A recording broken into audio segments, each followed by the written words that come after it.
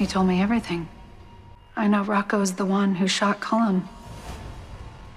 It's possible.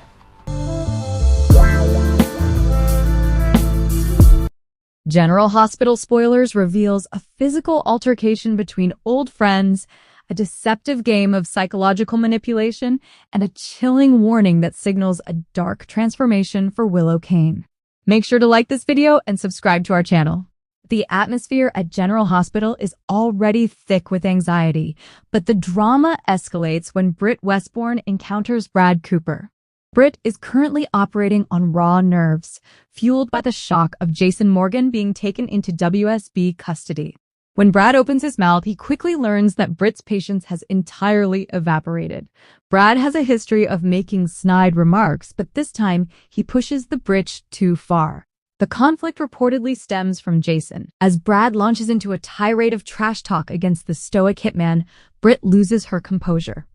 In a moment of pure, unadulterated fury, she delivers a heavy slap across Brad's face that echoes through the corridors.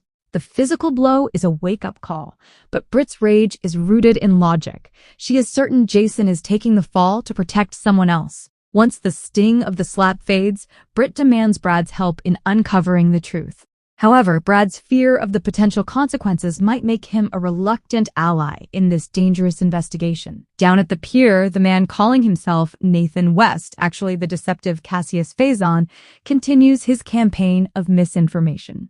Cassius is playing a high-stakes game of blame the victim, and his current target is the reputation of Jason and Britt. He implies to Lulu Spencer that the tragedy surrounding Ross Cullum was entirely their fault. Lulu, who has already been through an emotional ringer, finds this rhetoric offensive. Her instincts flare up as she senses something off about Nathan's aggressive finger-pointing.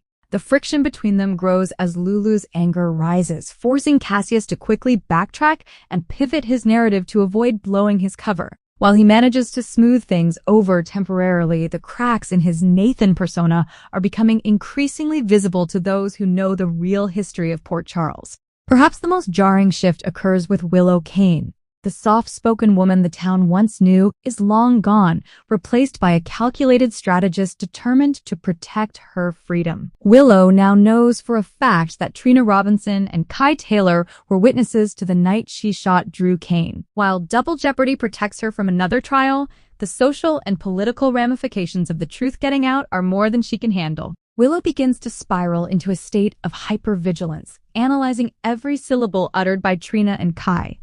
However, the true danger lies in the secret they don't yet know.